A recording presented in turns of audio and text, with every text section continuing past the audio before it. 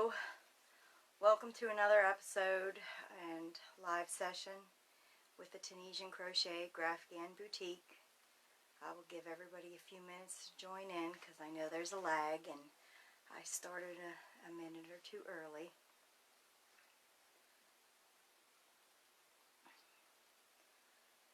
So when you come on in, just say hi and let me know that you're here.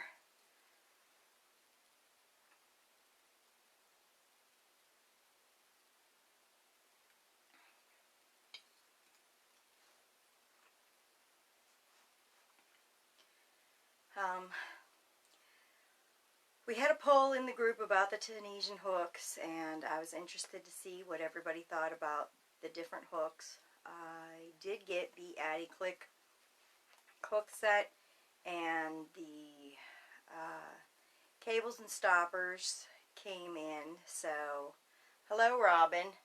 So, the cables and stoppers came in. Hi Erica. Hi Robin. So the cables and stoppers come in, so I'm interested to see how they work. Hi Melinda. I was a little concerned because they have the spring inside, so I'm wondering how long that will last. So if any of you have your Addy Click hooks and you have used them on a regular basis for years and you have no problems with the springs, stop in and let me know, because that was my concern with them. Hi Susan.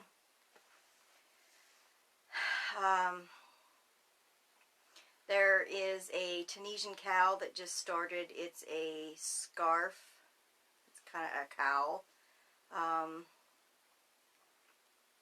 I would like to do that. It's got some interesting new stitches.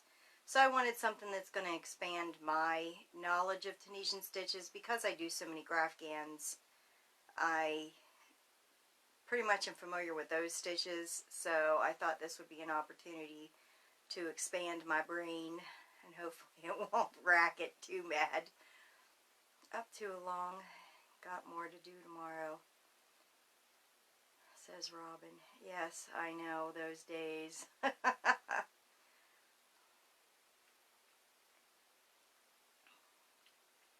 So, like I said, if you have the Addy Click, even their knitting system, and you use the connections a lot, let me know how well those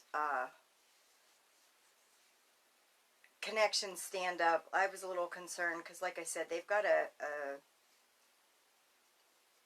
spring in them. So I'm hoping that they hold up quite well because, I mean, they are more expensive. Hi, Lori. They are more expensive compared to the other sets.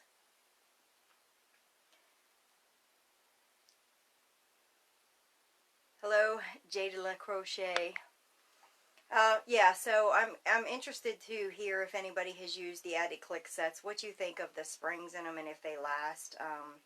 That was my concern about ordering something that's so expensive because nothing's included. There is another set coming out. It's being released around the 10th. It's the, I know I'm going to butcher the name. It's Chaio,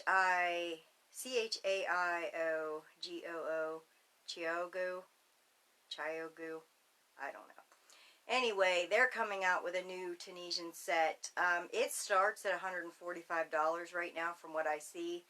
It has a lot of the different sizes. The only thing is it comes with the shorter cables. So you're going to have to order the longer cables and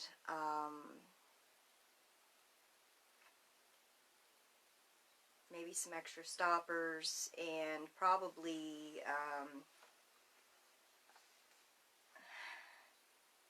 Chiogu, says Erica. But anyway, those are coming out and they're like $145. You have to order the extra long cords. They're all separate. They don't have a pack like the Denise set has a pack of the longer ones. And so those are going to be extra. The stoppers are going to be extra. And I was looking, they have the two different cables. So when you order, you have to know whether you are ordering for the larger sizes or the smaller sizes, because I guess since the hook is so thin, for the smaller sizes, the way they connect has a small connection that tapers down into the cable, and then there's larger one made for the larger hooks, and that is wider where it connects, and then it tapers down. So,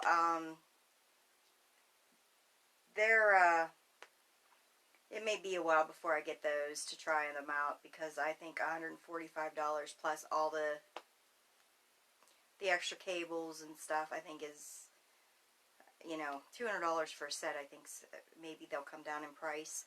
The same with the Knitter's Pride Ginger set. I'm hoping that those come down probably after Easter, I'm thinking. Hi, Ruby. I'm hoping they come down after Easter, just because I know a lot of times around the holidays,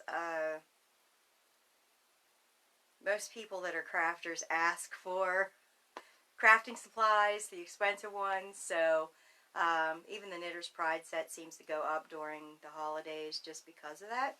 So I'm hoping that they come down shortly. Reminds me of an Italian saying goodbye on those. Yeah, I am terrible with their name. I do have their P and their Q hook that's larger with the attached cable, only because the Knitter's Pride didn't offer them, and it was all I could find. So, hi Josie. So, I have those, and I like them. And the other set that we're talking about comes with a case to hold them and all that other stuff. So, hi Karen. So I'm excited to see about those. I'm going to wait and see what the price does on them. Because, like I said, I think $200 for everything is going to be a bit out of my budget. But I am excited to hear about them and see about them. And there's another set that's coming out this fall, and there's not even pictures of it yet, so I can't even share that with you guys yet, although I'm very interested, and I have been watching the group. They're supposed to come out late summer, early fall, so I'm excited about those, because they also have knitting needles, and so they're a good company. I think it's called Knitting Fever, but I talked about them last week as well.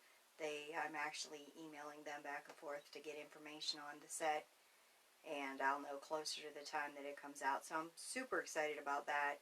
It's nice that they're coming out with Tunisian sets, the Tunisian hook sets, the different companies, because so many people do have different knitting sets that they really like, but then the company doesn't have the interchangeable needle or hooks for the Tunisian.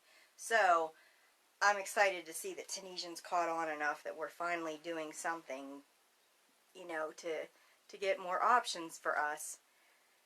And I know, you know, so many of us started out with a cheap set, you know, whether it be Wish or, you know, whether we did some research and got the Denise or the Knitter's Pride set, which is pretty much is the same price. Hi, Cheryl. You know, depending on whether you get the longer cables, you know, and that's what makes the price go up, is what all comes with the original set, and then what you need to add on, which is another reason why I like the Knitter's Pride so much. You know, like I said, when I got the Denise set, it's a nice set, but you have to order the longer cables if you're going to be doing Graphghans, because the ones that they come with really aren't going to be long enough. Knitting Fever and Euro Yarns is the ones that I've been emailing back and forth. Thank you, Erica.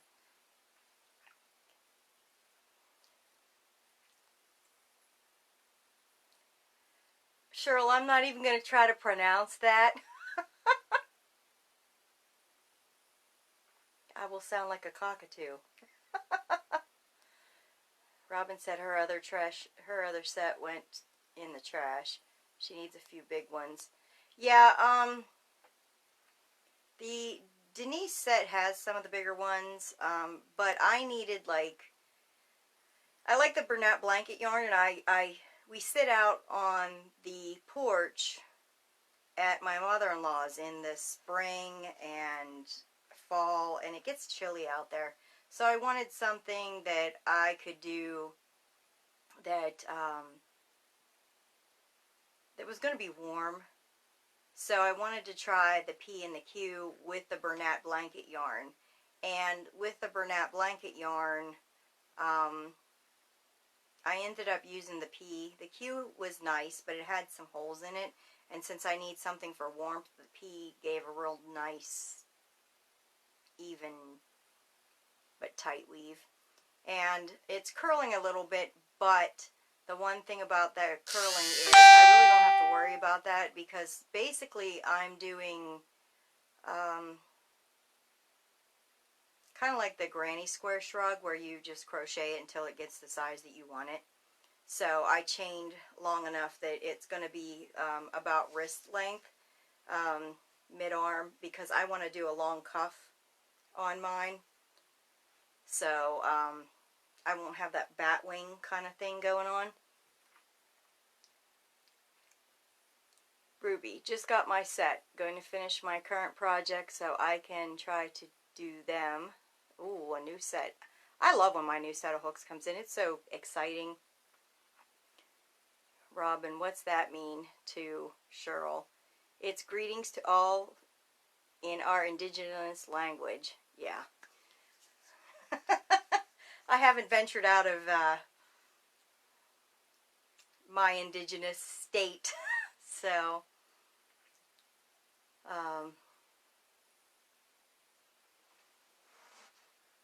yes, I got dinged. I didn't shut my messenger off, which is bad on my part. I was running a little behind getting up here. Hi Lisa, I've been working on, like I said, I've been working on a Tunisian cow that just started not that long ago. They're doing the gauge swatch, and it's got a lot of new stitches that I've not done, and I figured, what the heck, you know, I got familiar with all the stitches that we're using here. And, you know, the thing about it too is I would like, once I get the filming set up, because we have the YouTube channel now, but my stand didn't work out the way that I wanted it to film over my shoulder. I'm getting in and out of focus, so I've been playing around with a few other ways so that I could mirror it either onto the computer or another screen, or figure something else out, because I want them so that you can see what's going on. I know how frustrating it is, and how many of us watch YouTube tutorials and the person's talking, and they're talking about things that are going on in their cat, and you're like, oh, well, you get to the tutorial already, or then they're out of view and you can't see what's going on. So that's what is frustrating to me too. I try to keep, you know, and I know we have videos in here and we're going to be moving them out and I'm going to be refilming them, but I'm definitely going to try to get into the YouTube and get everything filmed. And the one thing that I've had so many comments on the videos in here is that they're sweet, to the point, and you can see what is going on. And that's the way I would like to keep them, because that's what I think so many people look for. So many people do not want to watch somebody rambling on, and you're trying to fast forward through the video, and then you tap on the screen to fast forward 10 seconds, and then you've missed something, so you got to go back. Or those who don't say a word to follow making something. Yes, I've had a couple of the video tutorials where they're not saying anything and they're just crocheting along, and you're like, what's this stitch called, or what did they do there, or could you slow it down? And, you know, then you got to go in and play around with your YouTube channel and try to slow it down. So yeah, guess at it or keep hitting replay to get at it. Yes, exactly. And that's what I don't want for us. I would like to keep the videos like we have them here. They're kind of short, not long-winded, to the point. They explain what I'm doing, how I'm doing it, and you can see where I'm going with the hook, yes, or can't see, or the people's out of frame and you're, you know, I can't tell you how many videos, you know, on Facebook, you can kind of move a screen a little bit. I can't tell you how many times I've watched a YouTube video and I'm like going like this so that I can move up, or I move it down so that I can see what they're doing, but it, you know, so, yeah, I think we all kind of go through that. Robin said yours I can follow and see. That's what's important to me. And that's why the YouTube videos aren't coming along as fast as I would like them to. Because I want to set up the perfect setup so that I don't have to have somebody in here to keep me in the screen. Yes, this is my Facebook notifications going off. Because people are posting in Facebook right now. So, yeah, that's what I want. I want a setup that I know is going to work and that I'm going to practice and do a couple things, and when I got it perfected, then the videos are just going to start rolling because I'll be able to do 2 or 3 of them a week and get them uploaded. So I'm excited about that.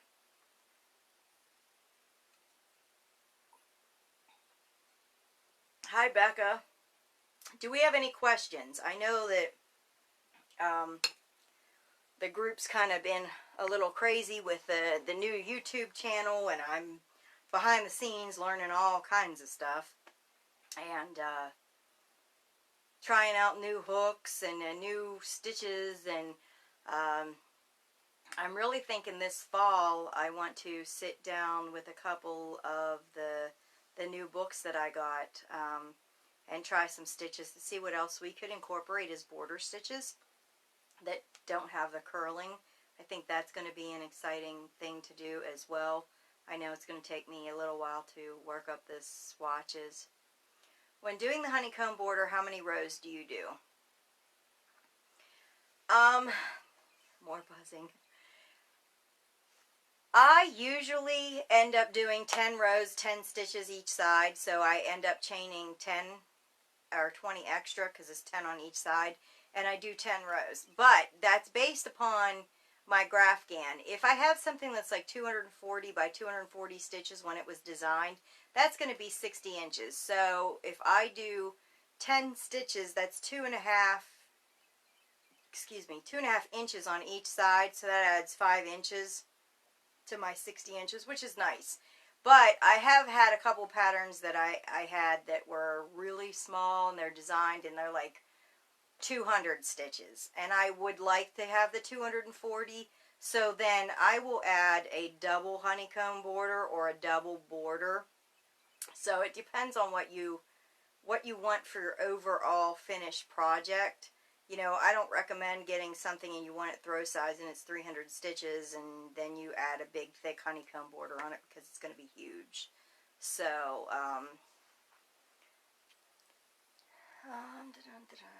link to the YouTube channel in the group files. I can't seem to find it. I think Erica just linked that, Beverly. Hello, Beverly. Cheryl says it depends on the size of the project. A blanket for a 4-year-old. I usually do 10 stitches each side and 10 rows, so I add 20 to my original chain. So, yeah. What else do I want to talk about? Can you do any single crochet Graphghan in Tunisian, or does it need to be a Tunisian graph?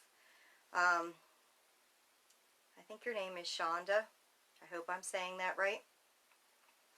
Usually any single crochet Graphghan can be done in Tunisian.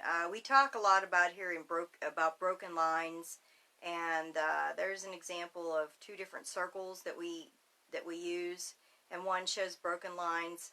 I do want to, we're going to be doing a video series on this, but I do want to caution people, there are some designers that are doing Graphghans, and they're saying that you can do a Graphghan in single crochet, Tunisian, half double crochet, and corner to corner, and all the stitches. You can just do it in all of them.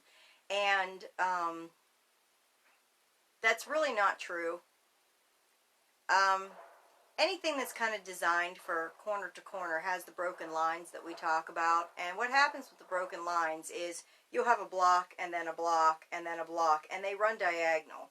And when you do that in Tunisian for an outline, it's very jagged and it doesn't look well. And also, you know, if you have something that's 100 by 100 and it's done in corner to corner, then you're going to have like a 75-inch throw with the regular corner to corner and a 5-inch hook or a 5mm hook. Where if you do it in the mini corner to corner, of course everybody's shooting outside this evening. If you do it in the mini corner to corner, you're going to have a 50-inch. And if you do something that's 100 by 100 in Tunisian, you're going to have something that's 25 inches. So it's going to be pillow size. So I would take the time to, and we'll see if I can put the picture in the comments later on with the 2 different circles that talk about the broken lines. It's something you definitely want to look for your cleanest Graphghan. And I learned that the hard way. It's not for a graph, and I chained 170. Becca, if you're not doing a graph, then I would go based on the size. Let me think. We have a sizing chart in the files, but basically I get 4 stitches to 1 inch in 4 rows with the J-hook. So as long as you're not yarning under, then you should pretty much get a pretty close gauge if you're using the number 4 worsted weight yarn. So 170 would be 40, like 45 inches. Robin says, as long as they're doubled on lines. Yes, you need like doubled, or you need your outline to be connected. So if you have a graph and you look at it and you can take the pencil and go either horizontal or vertical and connect your outside outline, then that's fantastic. If you're looking at your outside outline and you have to go diagonal to connect it, you need to color a block in, because that's what doesn't work. It's very jagged. So I hope that helps. And Becca, yeah, let's see, 180 would give you 45 inches. So that's about where I would start. So if you have something that's 160 and you added the 20, that would give you the 180 to give you a 45-inch square. And it depends on the size that you're doing it for. For a toddler, I like to make them a little bit bigger. They tend to drag them around with them everywhere they go. So, you know, not too big. I kind of make mine crib size, which is like 36 by 45. So, I hope that helps.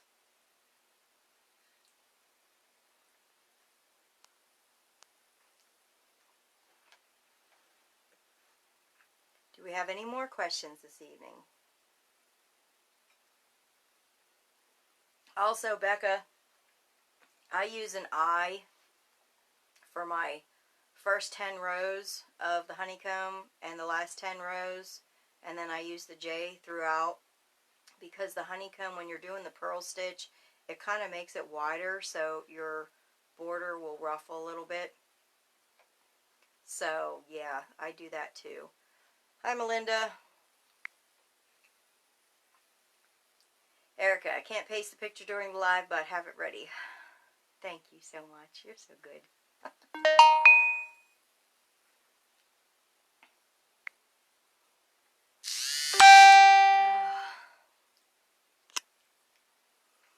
So, like I said, there's a few new different hooks that are going to be coming out, hook sets. Some of them are going to be a little expensive that are coming out around the $200 range. So, I'm going to wait for them to be released and see if they go down in the next month or two before I go and order them and not like them. Especially because the one set right now is on pre-order through only Etsy, and I don't know what the return policy is. That is Nooking basically Tunisian.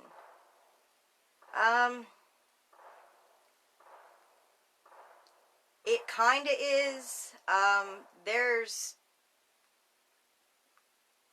I've seen 2 different kinds of nooking things out. One has a hook at each end, that you kind of tie with a string, and the other one has just the hook, and you tie this string with a knot on the end of it, and then when you have done so far, that holds the stitches on, and then you turn your work and you work back into them. So the idea is pretty much the same, but it has differences, so I guess that's why they called it something else. Just like the double-ended hook, I think they also refer to that as crow hooking as well. So I think it just depends, and I think some of it too is some people copyright the name that they came up with, so then you can't use it without paying them money for using their name. So that's another reason why I think some things have 2 or 3 different names.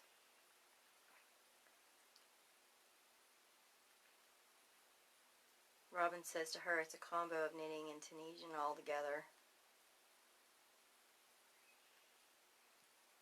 Yeah, I think it depends on what you're doing. I have seen a lot of those, there's a book, and I've seen it at Walmart, but I guess a few people have said that a couple of the dollar stores, I don't necessarily know if it's the Dollar Tree, but a couple of the dollar stores that they've gone to have got those books in, and they've got the hook with the strings attached and the little book in it. So I think that's what they, I guess maybe it didn't sell so well. Yeah, they call them crow hooks, Karen, and they call the work that you're doing crow hooking. And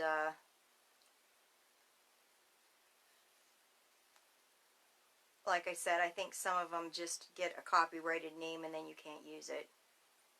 So they just call it something else. Lisa, I thought it would be easier for me than this damn knitting. I just can't do it. I can't knit. I have several. I have some of my grandmother's knitting needles, and I have 2 sets that were given to me, and they're in the rolled cases, and they're older. And the double-pointed needles and all of that, they were given to me, and I honestly, my left hand, I look like I'm gonna joust somebody when I'm holding the needle in my left hand. So I just gave up and was like, well, Tunisian it is. So, hi Tina. So yeah, I mean, I think it just depends on what you like and the look that you're going for. You know, that's the difference in, even using the double-ended hooks. Karen says, I got 2 different crow hooks. Had them for years before I found out what they were used for, LOL. Robin says, I haven't knitted since I was 15 and could make 2 different scarves. I would love to learn to double knit. That's the thing that like really got me interested in knitting, but I could not get it.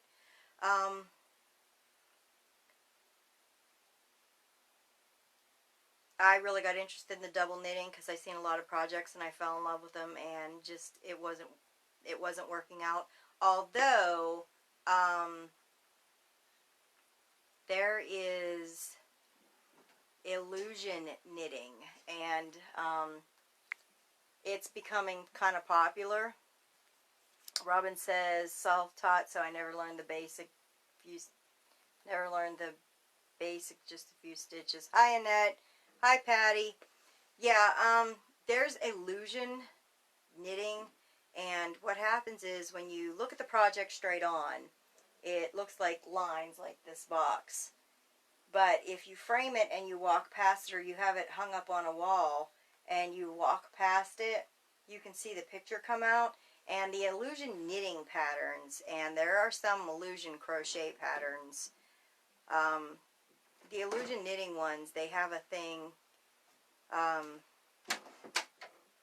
that talks about how to take the pattern and make it into a Tunisian pattern. And I was looking at them recently, and I was pretty interested in some of the patterns. I actually have a pattern in my cart to buy here shortly when I get paid. Robin says working on some of those ones now. Yeah, they look fantastic. I've seen a lot of them, and this last show that I went to, I actually seen one in person, and it was Marilyn Monroe, and it was fantastic. It was stunning. Um, I think it would be great more along the lines if it was something that you hung more than something you used as a blanket, only because you can't see it when you have to like walk past it to see it. So like you're really not going to see the pattern unless you lay it out and you're showcasing it. So I think that's part of why I haven't started one yet, because it's going to have to be, if I do one, I think it's going to be for me, and it's going to be something that I hang. So yeah,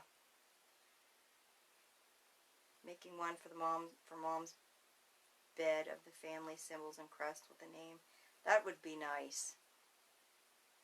Yeah, I have not designed patterns yet, and sometimes I just see the design world and think that I don't know how designers do it, because there's so much drama and just a lot of the new designers that are coming out. I don't know if they just don't have good teachers, or they're not paying attention, or they're just doing them on their own. But I've seen quite a few patterns, and members come to me and show me even part of a pattern and be like, what's wrong with this? I can't get this to come out clean, and that's why. It's because they have the 1 or 2 stitch color changes. The designers are not familiar with, or don't really work with the customer. Like if you want a pattern and you've never made one before, and you go to a designer, they should ask you like, what size do you want? What size hook are you going to use? Like get some information. Don't just say, well, you know, what size do you want this? And you say, oh, I want it 75 by 200, because you don't know. You know, they need to come back and have that kind of communication with you, which is, to me, what makes a great designer. And if they don't do that, then to me it kind of takes away from what's available, because you know, so many people are just, you know, starting, and that's the amazing thing about teaching is nobody is just, it's not like there's a day on the calendar that everybody learns Tunisian and this is the pattern and this is what we're going to do and this is what we're going to learn. It's every day there is people that are new that are like, hey, this is what I'm going to do. And it's important that if you're a designer to have an understanding of how many stitches go to an inch and what you're going to do and how to learn and what's going on with it. So, I mean, I think that's that's the frustrating part that I get to see, you know, and just like some of the designers that I'm getting patterns from, they're corner to corner, but you can do them in single crochet too. And these are corner to corner patterns that are designed like 240 by 240. So I just had a lady doing one, and like she just got 9 foot into this pattern, you know, before she realized this thing's going to be 18 foot wide. And that's the one downside. And you know, this one person or place is a popular designer, and I would love to go and say something, but I feel like I would get booted just because I'm saying that. And you know, that's another thing is, you know, being a designer, you have to be open to criticism and correct criticism. Robin said, making one for my mom's bed for the family symbol and crystal with a name, paying to make the graph up for them, but gorgeous when done. Some don't pay attention and follow what others tell them instead of teaching them right. And that's what I said. That's what I find is so frustrating. Or they go off on their own and learn the basics of a program. Erica said, some just plain suck, sorry to say. You know, and that's the sad thing, you know. And I've seen a few patterns come in here that people started, and it makes me feel like I should learn how to graph just so that I can help them with this, because they get something that they paid for, and it really isn't worth the money that they paid for. Hi, Kathleen. And that's the thing, too. You know, a lot of designers will